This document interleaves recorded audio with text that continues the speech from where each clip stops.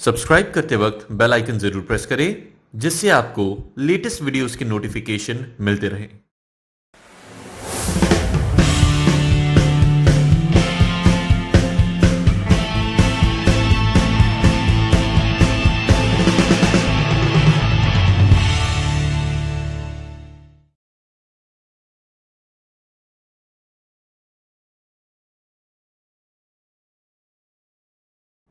Hello students, I welcome you all to lecture of इसका। तो चलिए अपन ने शुरू किया था चैप्टर 7 पार्ट 1 हो गया, पार्ट 2 का भी एक पोर्शन अपन ने ले लिया है।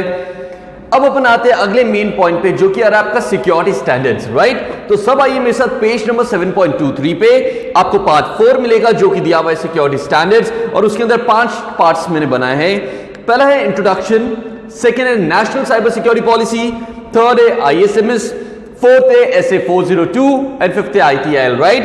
So part 1 is introduction, you can read it on your own, exam point of view से important नहीं है। अब अपन डायरेक्टली आते किस पे, नेशनल साइबर सिक्योरिटी पॉलिसी पे, राइट। सो बेसिकली ये नेशनल साइबर सिक्योरिटी पॉलिसी क्यों बनाई गई, आपको पता है पॉलिसी का मतलब क्या है, किसी इंटेंट के साथ कोई चीज जब आप बनाते हो तो एक हाई लेवल डॉक्यूमेंट जो बनता है उसे बोलते हैं अपन एक policy, right. So national cyber security मतलब जो भी अपने इंडिया की साइबर स्पेस है उसे अपन सिक्योर करना चाहते हैं। नेशनल साइबर स्पेस को सिक्योर करने के ऑब्जेक्टिव के साथ ये पॉलिसी को बनाया गया था। आई hope you getting it point. तो चलिए आइए स्टूडेंट्स पढ़ना शुरू करते हैं एक बार क्या क्या इसमें की पॉइंट्स है जो अपन को समझ के लर्न करने। फर्स्ट पॉइंट आ रहा है, considering the importance of security, government of India, highlight करना sir, government of India CG central government of India ने पब्लिश की नेशनल साइबर सिक्योरिटी पॉलिसी, और उनका विजन सिंपल था सर, एक हमारे को सिक्योर और रेजिलिएंट साइबर स्पेस बनाना है, राइट। सो विजन क्या बोल रहा है, build a secure and resilient cyber space for citizens, business and government, mission to protect information infrastructure in cyberspace, build capabilities to prevent and respond to cyber threats and reduce vulnerabilities and minimize of cyber incidents। Simple points है, ये समझ में आ गए होंगे। अब आता है की पॉइंट जो आपको मिलेगा, fourth arrow, the major objective of this policy is, right. Highlight कर लेना, hidden question, important question from exam point of view. Exam में यही पूछते हैं कि सर बताइए ऑब्जेक्टिव क्या है नेशनल साइबर सिक्योरिटी पॉलिसी का, और बहुत सारे आपको पॉइंट्स मिलेंगे, राइट। तो एक बार आप पेज टर्न करिए, मैं जिस सीक्वेंस में याद कराता हूं वो सीक्वेंस में अपन याद करेंगे। Everyone come on page number 7.24। तो ऑब्जेक्टिव्स पढ़ना शुरू करें। पहला पॉइंट क्या है सर, एक 5 लाख लोगों की कम से कम प्रोफेशनल स्किल लोगों की वर्कफोर्स बनानी है जो एक्सपर्ट हो साइबर सिक्योरिटी में। क्या लिखा है, पॉइंट नंबर 2 मिलेगा पेज नंबर 7.24 पे, उसे करना point number 1, to create a workforce of 5 lakh professional skill in cyber security. To create what?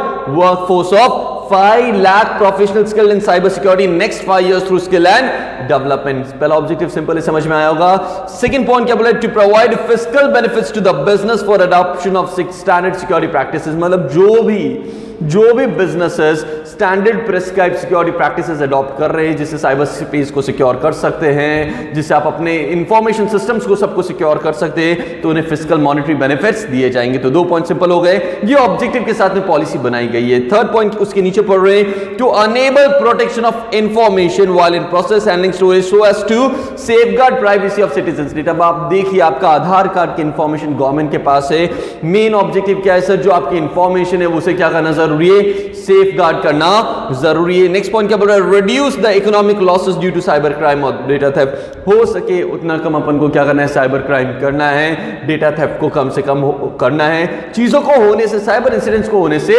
रोकना है, ये ऑब्जेक्टिव है। 3 पॉइंट पढ़ा है, तीनों सिंपल है, लर्न कर लेना। 5 लाख स्किल्ड लोग चाहिए आने वाले 5 साल में। सर जो भी बिजनेस सिक्योरिटी स्टैंडर्ड्स को अडॉप्ट करे उन्हें फिस्कल बेनिफिट्स दो।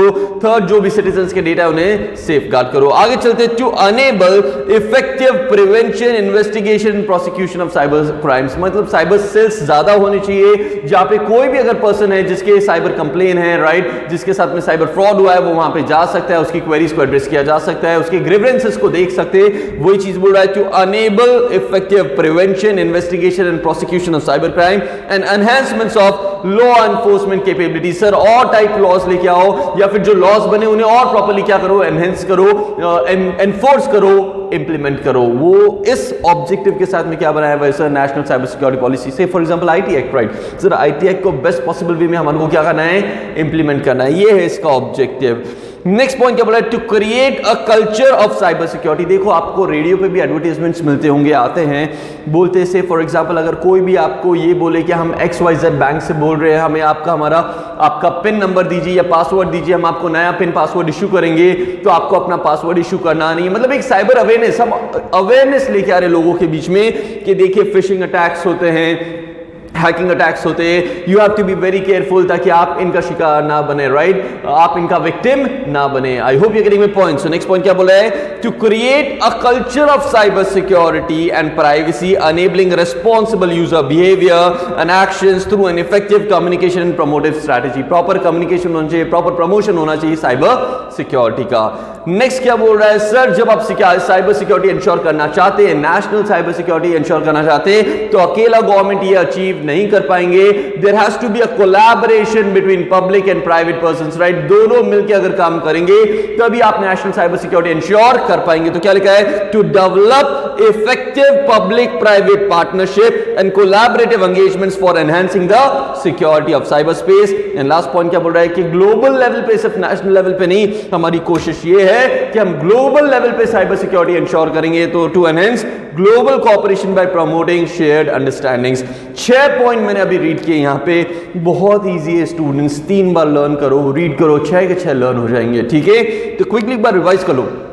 5 लाख लोग चाहिए जो बिजनेस प्रैक्टिसेस फॉलो करें, उन्हें हम फिजिकल बेनिफिट्स देंगे, हम सिटीजन्स के डेटा को सेफगार्ड करेंगे, हम इंश्योर करेंगे कि जो भी हमारे लॉ एनफोर्समेंट कैपेबिलिटी उसे हम इंप्रूव करें। लोगों में हम क्या लाएंगे, अवेयरनेस लाएंगे, प्रमोशन करेंगे, प्राइवेट पब्लिक पार्टनरशिप को प्रमोट करेंगे एंड ग्लोबल कोऑपरेशन लाएंगे, किस पे, साइबर सिक्योरिटी पे। 6 पॉइंट थे, कंफर्टेबल है, जो वर्ड्स मैंने बोले उन्हें मार्क कर लेना और फिर चलते हैं आगे। प्रीवियस पेज पे आइए 7.23 पे, उसके और 2 पॉइंट्स करा देता हूं, तो इन टोटल मैं आपको 8 पॉइंट्स लर्न करवा रहा हूं। एग्जाम में समझ लो अराउंड 6 मार्क्स का क्वेश्चन आएगा, 8 to 9 पॉइंट्स लिखोगे, इट्स मोर देन इनफ, काफी है, राइट। तो पढ़ना शुरू करते हैं, क्या लिखा है। पॉइंट नंबर 1 क्या बोल रहा है, to create a secure cyber ecosystem. Main objective क्या है सर, हमें सिक्योर साइबर इकोसिस्टम क्रिएट करना है that generate adequate trust and confidence in IT systems and transaction in the cyber space. एक चीज समझो, अगर आपको लगता है कि साइबर स्पेस सिक्योर नहीं, तो क्या आप ऑनलाइन ट्रांजैक्शंस करोगे, बैंकिंग ट्रांजैक्शंस यूज करोगे? नहीं करोगे सर। आपको लगता है कि कोई भी गलत चीज़ हो गई, कहीं हमारा अकाउंट हैक हो गया तो हमारे सारे फंड्स क्या होंगे, चले जाएंगे। तो यही ऑब्जेक्टिव था। ऑब्जेक्टिव क्या है, हमें साइबर सिक्योर स्पेस बनानी है जिससे लोगों में ट्रस्ट डेवलप हो, ई कॉमर्स को प्रमोट कर सके, ई पेमेंट्स को प्रमोट कर सके, सारी चीज़ें जो डिजिटल इंडिया का कंसेप्ट है उसे हम प्रॉपर्ली क्या कर सके, प्रमोट कर सके। आई होप ये करेंगे पॉइंट। चलते आगे, क्या लिखा है, to strengthen the regulatory framework for ensuring secure cyber ecosystem. अब अगर हमारे को लग रहा है आईटी एक्ट अभी भी अगर थोड़ा वीक है, इसे और हम स्ट्रेंथन कर सकते हैं। से फॉर एग्जांपल अभी फाइन है 1.5 लाख का, 1,50,000 का, इसे हम 5 लाख तक लेके जा सकते हैं, जिससे वो चीज को होने से हम रोक सके। तो हम क्या करेंगे, 5 लाख तक फाइन को लेके जाएंगे। मतलब हम क्या कर रहे हैं, जो हमारा रेगुलेटरी फ्रेमवर्क है उसे हम क्या करें, स्ट्रेंथन करें। That's your point. Next point, to strengthen regulatory framework for ensuring secure cyber ecosystem. Next point क्या बोल रहा है, to enhance and create a national and sectoral level 24/7 mechanisms for obtaining information regarding threats to ICT, information communication technology infrastructure। आपके पास एक 24/7 का mechanism होना चाहिए जो ये लोकेट कर सके कि कौन से ICT पे कहां पे कब थ्रेट आ रही है जो आप लोगों के लिए क्रिटिकल है। से फॉर एग्जाम्पल याद करो, चैप्टर नंबर 7 में अभी पढ़ाया था protected systems, critical information infrastructure. Sir इन्हें प्रोटेक्ट करना बहुत जरूरी है। एक डेडिकेटेड मैकेनिज्म लगाओ ये देखने के लिए कि इन पे कोई रिस्क आ रही है या नहीं आ रही है, और आने वाली है तो कैसे आपको उसे डील करना है। तो वही चीजें लिखी हुई है नेक्स्ट 2 पॉइंट्स में, आप रीड कर लीजिए। और इसके साथ में मैंने पूरा कंप्लीट करा national cyber security policy. Students important है। इंपॉर्टेंट क्या है, ऑब्जेक्टिव है, कितने मार्क्स में आएगा, 6 मार्क्स में आएगा। अच्छे से रीड करो। फिर अपन लेते हैं नेक्स्ट पॉइंट जो क्या आ रहा है, ISO 27001। शुरू करिए। चलिए स्टूडेंट्स, आई होप आप सब कंफर्टेबल है। अब नेक्स्ट पॉइंट आ रहा है अपना ISO 27001। आप सभी को पता है ISO सर्टिफिकेशंस होते हैं एंड ये बेसिकली सिक्योरिटी स्टैंडर्ड है। ISO 27001 को क्या बोला गया है, सिक्योरिटी स्टैंडर्ड। एंड अगेन समझ लो, ये सर्टिफिकेशन तभी दिया जाता है जब आप ये इंश्योर कर रहे हो कि आपकी जो IT सिस्टम से वो प्रॉपर्ली सिक्योर्ड है, आप confidentiality, integrity and availability ensure कर पा रहे हो। तो बेसिकली समझ लो ये सर्टिफिकेशन का भी पूरा ऑब्जेक्टिव, राइट, ये स्टैंडर्ड का पूरा एम्फेसिस किस पे है, 3 ही चीजों पे है। Confidentiality, integrity and availability. अब समझो ISO अगर आप सर्टिफाइड हो तो उसका बेनिफिट क्या रहेगा, कंसेप्ट समझा रहा हूँ, समझने की कोशिश करना। आज आप सब ने सुना होगा आउटसोर्सिंग बहुत पॉपुलर चीज़ होती जा रही है। से for example UK, Australia, USA, वहाँ से लोग अपना अकाउंटिंग वर्क इंडिया में आउटसोर्स कर रहे हैं। बट अगर वो आपको अपना वर्क दे रहे, इंडिया में अगर अकाउंटिंग वर्क दे रहे, तो क्या उन्हें आप पे ट्रस्ट होना चाहिए या नहीं होना चाहिए? आपका आंसर होगा सिंपल सर, ट्रस्ट होना जरूरी है। अगर उन्हें हम पे ट्रस्ट होगा तभी वो हमें क्या देंगे, वर्क देंगे। तो ये ट्रस्ट बिल्ड करने में हेल्प क्या करेगा, ये सर्टिफिकेशन हेल्प करेगा। अगर आप ISO सर्टिफाइड हो 27001 तो आप बोल सकते हो कि जो भी मेरे को मेजर्स ये सर्टिफिकेशन में डिफाइन है, मैंने सारे मेजर्स लगाए जिससे मैं आपके इंफॉर्मेशन की या डेटा की कॉन्फिडेंशियलिटी, इंटीग्रिटी और अवेलेबिलिटी इंश्योर कर पाऊंगा। Are you getting my point? तो ये पूरे स्टैंडर्ड का जिसे बोलते हैं ISMS, information security management standard, इसका पूरा का पूरा फोकस है किस पे, 3 चीजों पे, CIA। और अगर आपने ये चीज अडॉप्ट कर ली, ये सर्टिफिकेशन ले लिया, तो समझ लो आपको एक कॉम्पिटिटिव एज मिलेगी, ग्लोबल रिकॉग्निशन मिलेगा, वर्क और ज्यादा मिलेगा, बेस्ट पॉसिबल वे में आप चीजों को कर पाओगे और थ्रेट्स को होने से रोक पाओगे। और अब अपन देखते हैं कि इसमें क्या क्या टॉपिक्स है जो अपन को एग्जाम पॉइंट ऑफ व्यू से पढ़ने। आपको देखिए ISO 27001 में मिलेगा point number 1, that is introduction. इसका इंट्रोडक्शन इंपॉर्टेंट है, ये स्टूडेंट्स और market is important. Point number 2 is phases, आपको मिल रहा है B is phases. Point number B is phases. Point number C is everyone with me, point number A is introduction. Point number B is basically phases दिया इन्हें। Point number B वापस से repeat किया गया, management requirement, then benefits and then reasons for adopting ISO 27001। इसका जो chart है ना स्टूडेंट्स, उसमें थोड़ी एरर्स है, उसे आप फॉलो मत करो, सब मेरे साथ ध्यान से सुनना, क्योंकि आप देखेंगे A 2 बार रिपीट हुआ है, तो आप चार्ट को इग्नोर करिए। डायरेक्टली अपन आते नीचे इंट्रोडक्शन में, मैं बताता हूं आपको कौन कौन से पॉइंट्स इंपॉर्टेंट है एग्जाम पॉइंट ऑफ व्यू से। सबसे पहले जो नीचे पॉइंट नंबर A इंट्रोडक्शन आपको मिल रहा है, मार्केट इज इंपॉर्टेंट। सब पॉइंट नंबर A को क्या करिए, इंपॉर्टेंट मार्क करिए। नेक्स्ट पेज पे आइए, पॉइंट नंबर B मिलेगा, हाउ स्टैंडर्ड वर्क्स, उसे इंपॉर्टेंट करिए। पता चल रहा है जो चीजें इंपॉर्टेंट है मैं उसी पे फोकस कर रहा हूं, क्योंकि आपके पास बहुत वॉल्यूम है वर्क का, राइट, बहुत सारी चीजें आपको पढ़नी है और ये इतनी आपके लिए अभी इंपॉर्टेंट नहीं है। तो जो इंपॉर्टेंट है उस पर आपको फोकस करना जरूरी है। A इंपॉर्टेंट करा है, B इंपॉर्टेंट करा है, अब C इतना इंपॉर्टेंट नहीं है, एक बार रीड कर लेंगे। किससे पहले ब्रिटिश स्टैंडर्ड बना था, उसका ही पार्ट है क्या, ISO, तो वो चीज अपन रीड कर लेंगे, उसमें कुछ बड़ी बात नहीं है। फिर आता है C.1। C.1 के अंदर आपको 1, 2, 3, 4 मिलेगा, सबको मिल रहा है the plan, do, check and act phase, जिसे बोलते हैं PDCA cycle. Market is important, PDCA cycle is important, तो उसे इंपॉर्टेंट कर दो।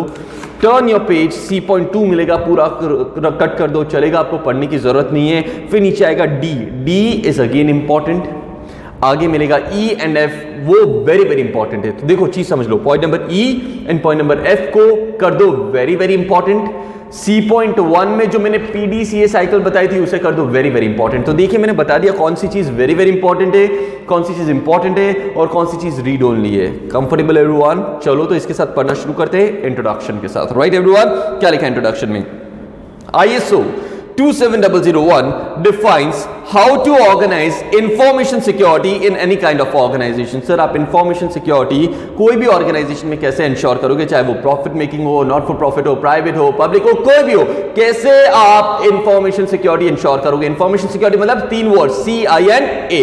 आगे क्या लिखा है? It is safe to say that this standard is the foundation of information security management. ISO 27001 formally specifies an information security management system। Highlight करो क्या बताता है? इंफॉर्मेशन सिक्योरिटी मैनेजमेंट सिस्टम, जिसमें a suite of activities concerning management of information security risk। ये बता रहा है कि सर जो भी रिस्क आ सकती है आपके इंफॉर्मेशन सिस्टम पे उसे आप कैसे मैनेज करोगे। समझ लो जो इसका पढ़ के आए हो, जो भी आपने कंट्रोल्स पढ़े वो ऑलमोस्ट सारे के सारे कंट्रोल्स कहां पे कवर्ड है?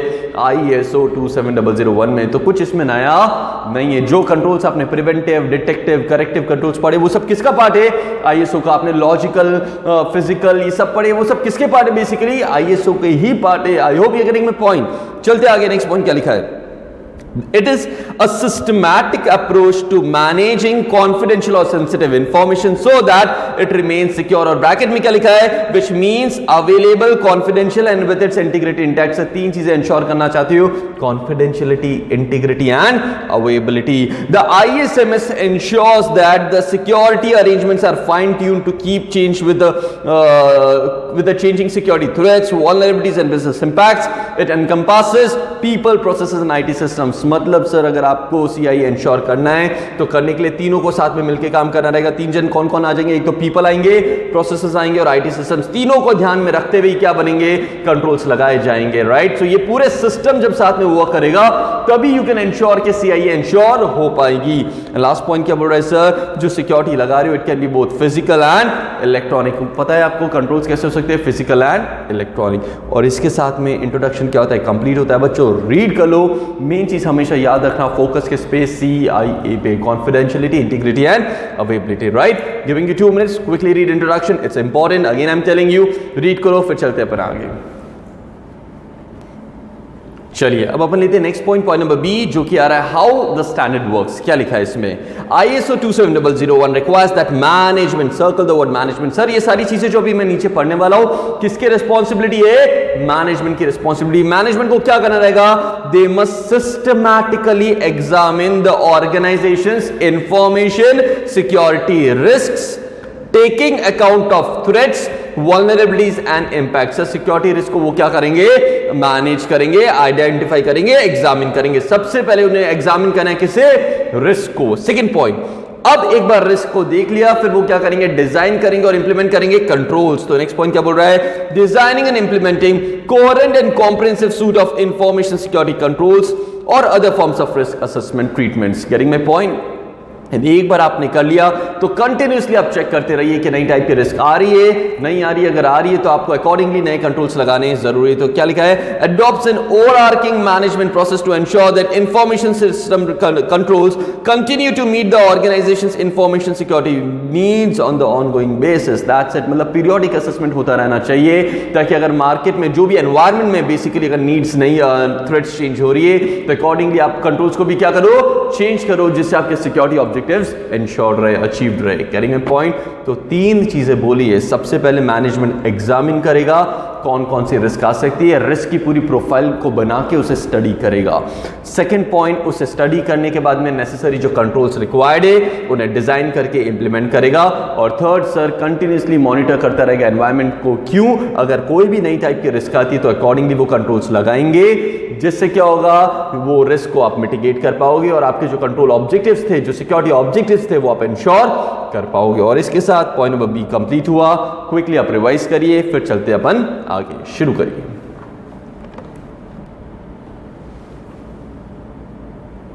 चलिए स्टूडेंट्स, आई होप आप सब कंफर्टेबल है. अब अपन आते हैं पॉइंट नंबर सी पे, जो कि क्या है? हिस्ट्री. क्या बोल रहा है sir? ISO 27001 was derived from British standard 7799 part 2. वो अपन ने उसे 2002 में रिवाइज किया था, जिसमें अपन ने PDCA साइकिल जो भी अपन स्टडी करने वाले वो इनकॉर्पोरेट की गई थी. और अब 2013 में वापस से वो रिवाइज किया गया है, जिसमें अब PDCA cycle no more, it's compulsory. If you want you can follow it. नहीं भी फॉलो करते तो इट्स फाइन, कंपलसरी नहीं है. वही चीज लिखी है. और ये कहां पे आपको मिलेगा? हिस्ट्री में. You can read it. History is not so important for you right now. Fine, you can read it was. उसके बाद डायरेक्टली आते हैं नीचे, जो कि आ रहा है लास्ट पॉइंट पे, जो कि है PDCA साइकिल. एग्जाम में पूछ सकते हैं, right a short note on PDCA cycle. नाम बता रहे सर, प्लान करो, डू करो, चेक करो, एक्ट करो. सबसे पहले प्लान में क्या करोगे? देखोगे आपके ऑर्गेनाइजेशन पे कौन कौन सी रिस्क आ सकती है, रिस्क के आने के क्या क्या चांसेस है, आएगा तो क्या इंपैक्ट आएगा, और रिस्क को मिटिगेट करने के लिए कौन कौन से कंट्रोल्स के ऑप्शन अवेलेबल है, कौन कौन से ऑप्शंस अवेलेबल है. इतना कहां करेंगे सर? हम प्लानिंग में करेंगे. एक बार वो कर लिया फिर हम डू करेंगे. डू मतलब जो हमने कंट्रोल्स के ऑप्शंस देखे थे उनमें से फाइनली कंट्रोल्स को सेलेक्ट करके इंप्लीमेंट करेंगे. That is what's a do. एक बार हमने इंप्लीमेंट कर दिए कंट्रोल्स, एक बार हमने क्या इंप्लीमेंट कर दिए? कंट्रोल्स. फिर हम क्या करेंगे? चेक करेंगे कि जैसे कंट्रोल्स चलने चाहिए थे वैसे चल रहे हैं या नहीं, जो रिस्क मिटिगेट होनी चाहिए थी वो मिटिगेट हो रही है या नहीं. और चेक करने के बाद में अगर हमारे को लगता है कि उसे इंप्रूव करने की जरूरत है तो हम इमीडिएटली क्या करेंगे? एक्ट करेंगे और चीजों को क्या करेंगे, इंप्रूव करेंगे। और मैंने आपको जैसे कि बताया था एनवायरमेंट डायनामिक है सर, नई नई टाइप की रिस्क आ सकती है, तो कंटिन्यूअसली आपको ये साइकिल फॉलो करना रहेगा, ये देखना रहेगा क्या कोई नई टाइप की रिस्क आ रही है या नहीं आ रही है, तो accordingly you will be taking corrective और necessary actions. I hope you are getting my point. और इसके साथ पूरा क्या समझाया मैंने आपको, पीडीसीए साइकिल कंसेप्ट समझना है स्टूडेंट्स, बहुत ईजी है। सो प्लानिंग में क्विकली बताओ क्या देखा, कौन कौन सी रिस्क आ सकती है, आने की क्या चांसेस है, कौन कौन से कंट्रोल के ऑप्शंस अवेलेबल है। डू में कंट्रोल्स को इंप्लीमेंट किया, चेक में देखा कि कंट्रोल्स बराबर चल रहे हैं या नहीं, रिस्क मिटिगेट हो रही है नहीं, और एक्ट में फाइनली क्या कर रहे हैं हम, बताइए एक्ट में हम फाइनली क्या कर रहे हैं। अगर लग रहा है कोई भी चीज का इंप्रूवमेंट करने की जरूरत है तो उसे इंप्रूव कर रहे हैं। तो चलिए फटाफट पढ़ के कंप्लीट करते हैं। The plan phase serves to plan the basic organization of information security, it sets the objective for information security and choose the appropriate security controls. आपने बता दिया कि हम रिस्क को टॉलरेट करने के लिए तैयार नहीं है, रिस्क इससे ज्यादा हमारे ऑर्गेनाइजेशन में नहीं आनी चाहिए, और ये इंश्योर करने के लिए ये हमारे पास कंट्रोल ऑप्शंस अवेलेबल है। तो हमें चूज करना है, लेकिन चूज करके इंप्लीमेंट करेंगे कहां पे, फाइनली इंप्लीमेंटेशन कहां होगा, डू फेज में। तो डू फेज क्या बोल रहा है,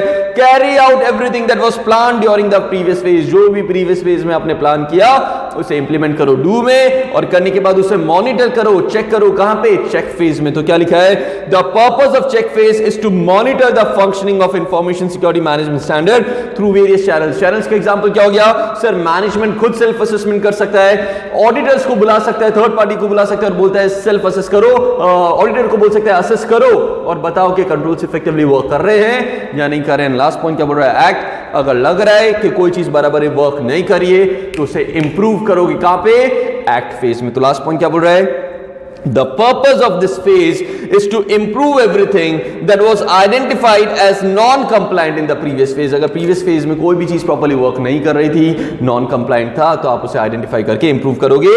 और ये cycle में 4 phases है, और ये cycle है, cycle मतलब continuous होनी जरूरी है, environment change होता है, risk change होती है, नए टाइप के controls लगाने जरूरी है। So all these things will go, all these steps will go round and round, right, continuously। Comfortable? Quickly revise करो C.1 का PDCA cycle, फिर चलते हैं आगे, शुरू करिए। चलिए अब अपन आएंगे नेक्स्ट पेज पे, एवरीवन का one page number 7.26, point number C.2 आर कर देना, रीड कर देना, उसके नीचे आएगा पॉइंट नंबर डी। तो पॉइंट नंबर डी पढ़ना शुरू करेंगे। अब अगेन बता रहा हूं डी के आने के चांसेस बहुत कम है। एक बार रीड कर लेते हैं अपन कि सर जो चेंजेस आए 2013 में, वापस से मैंने बताया था बहुत सिग्निफिकेंट चेंजेस आए, तो क्या क्या चेंजेस आए, क्या सिग्निफिकेंट चेंजेस आए वो अभी अपन रीड करेंगे। तो क्या लिखा है, the new standard puts more emphasis on measuring and evaluating how well an organisations ISMS is performing. मतलब आपको और ज्यादा एम्फेसिस दिया गया है ये चेक करने पे कि आईएसएमएस को अप्लाई करने के बाद क्या वो बराबर फंक्शन कर रहा है या नहीं कर रहा है, जो रिस्क मिटिगेट होनी चाहिए थी वो हो रही है नहीं। और इसमें एक और नया पॉइंट आया है रिवाइज स्टैंडर्ड में, जो बोल रहा है कि अगर आपने कभी भी अपना वर्क किसी और का आउटसोर्स किया है तो आपको ये भी इंश्योर करना जरूरी है कि जिसे आपने वर्क दिया है कि वहां पे रीजनेबल लेवल ऑफ जो कंट्रोल्स होने चाहिए थे वो कंट्रोल्स लगाए गए हैं या नहीं। And there is a new section on outsourcing which reflects the fact that many organizations rely on third party to provide some IT aspects. Getting my point. Second point क्या बोल रहा है, अब जो न्यू रिवाइज्ड है standard, it does not emphasize, देखो उसने eliminate नहीं किया है, अब इतना एम्फेसाइज नहीं करता है किस पे, पीडीसीए साइकिल पे, जो 27001 2005 डेट 2005 का तो बहुत एम्फेसाइज कर रहा था, लेकिन अब इतना एम्फेसाइज नहीं कर रहा है। If you want you can continue और else it's fine.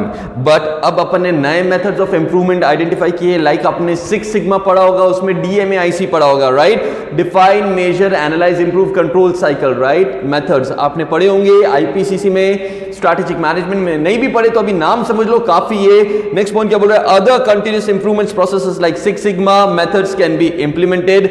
Next page पे क्या बोला है कि सर इसको जो IS 27001 है उसको और ब्रॉड किया गया है, उसमें और कंट्रोल्स इंक्लूड किए गए, बेटर कंट्रोल्स, जिससे ये स्टैंडर्ड बाकी जो स्टैंडर्ड्स है क्वालिटी स्टैंडर्ड्स उनके भी मैनेज को क्या कर सके, इंक्लूड कर सके। याद करो मैंने बताया था जब आपको पढ़ा रहा था चैप्टर नंबर कोविड पढ़ाया था मैंने, कोविड चैप्टर नंबर 1 में, याद आ रहा होगा आप सबको, उसमें मैंने बताया था सिंगल इंटीग्रेटेड फ्रेमवर्क, मतलब अगर आपने कोविड को फॉलो कर लिया तो बाकी स्टैंडर्ड्स को फॉलो करने की जरूरत नहीं है। कुछ इसी वे में नेक्स्ट पॉइंट लिखा गया है, क्या लिख रहा है, overall I 27001 2013 is designed to fit better alongside other management standards such as ISO 9000 and ISO 20000। मतलब ये जो दूसरे क्वालिटी स्टैंडर्ड्स हैं उनकी भी बेस्ट प्रैक्टिसेस किसने अडॉप्ट कर लिए? 27001 ने। नेक्स्ट पॉइंट क्या बोल रहा है? A couple of major changes to the standards are, sir ये एनेक्सेस में चेंज हुए और पीडीसी साइकिल अब कंपलसरी नहीं है। Fine, you can read it, quickly read करो पॉइंट नंबर डी और कंप्लीट करो। फिर लेंगे बचे हुए 2 पॉइंट, point number E and point number F, जो सबसे ज्यादा क्या आपके लिए इंपॉर्टेंट है। Quickly read point number D, फिर लेते आगे। चलिए आगे, तो नेक्स्ट पॉइंट आ रहा है आपका point number E, the key benefits of ISO 27001 is, क्या है सर बेनिफिट्स क्या है 27001 के? It allows an independent review and assurance to your information security practices, right? अगर आप ISO सर्टिफाइड हो तो आप ये देख सकते हो कि जो रीजनेबल सिक्योरिटी सर्विसेज होनी चाहिए, रीजनेबल लेवल ऑफ कंट्रोल्स होने चाहिए, वो कंट्रोल्स है या नहीं, तो उसके एक इंडिपेंडेंट रिव्यू हो जाएगा। अगर नहीं है तो आप लगाओगे, है तो it's well and good. Next point क्या बोल रहा है? It provides an opportunity to identify and manage the risks, sir जो भी रिस्क आ सकती थी उसे आप प्रॉपर्ली क्या करोगे? मिटिगेट कर सकते हो अगर आप ISO सर्टिफाइड हो तो। Getting my point? Third point, अगर आप ISO सर्टिफाइड हो तो आपके जो भी कस्टमर्स है, जो भी ट्रेडिंग पार्टनर्स है, जो भी पार्टनर्स है, उनका आप पे कॉन्फिडेंस आ जाएगा, राइट? मैंने आउटसोर्सिंग का एग्जांपल लिया था। कोई भी वर्क आदमी आपको वर्क कब देगा? जब वो आप पे ट्रस्ट प्लेस कर सकता है, और ट्रस्ट प्लेस कब कर पाएगा? जब आप क्या हो? ISO सर्टिफाइड हो। कौन सा? ISO 27001। तो नेक्स्ट पॉइंट बोल रहा है, provides confidence and assurance to the trading partners and clients, thus acting as a good marketing tools. And हो सकता है ऑलरेडी आपने कोई क्वालिटी स्टैंडर्ड्स फॉलो कर रहे हो, तो उसके साथ में अगर आप ISO 27001 भी फॉलो करते हो तो it will become an extension. आप और बेटर वे में रिस्क को क्या कर पाओगे? मैनेज कर पाओगे। That's your last point. It can act as extension of current quality system to be included into the security. Simple points है स्टूडेंट, समझना, इसमें समझाने जैसा कुछ नहीं है, सिंपल इंग्लिश लैंग्वेज है। यस, आप रीड करोगे आपको पता चलेगा सर एश्योरेंस मिल रहा है, ट्रेडिंग पार्टनर्स को कॉन्फिडेंस मिलेगा। अगर एग्जिस्टिंग कोई भी सिक्योरिटी स्टैंडर्ड्स हम फॉलो कर रहे हैं और उसके साथ अगर हम ISO 27001 की सर्टिफिकेशन लेते हैं तो और चीजों में क्या होगा? इंप्रूवमेंट होगा। तो ये इसके क्या हो गए? बेनिफिट्स हो गए। और नेक्स्ट पॉइंट आ रहा है, अ कंपनी में adopt ISO 27001 for the following reasons. ये भी सेम लाइंस पे है, बेनिफिट्स है तभी कोई आदमी अडॉप्ट करेगा, नहीं तो क्यों अडॉप्ट करेगा? Are you getting my point?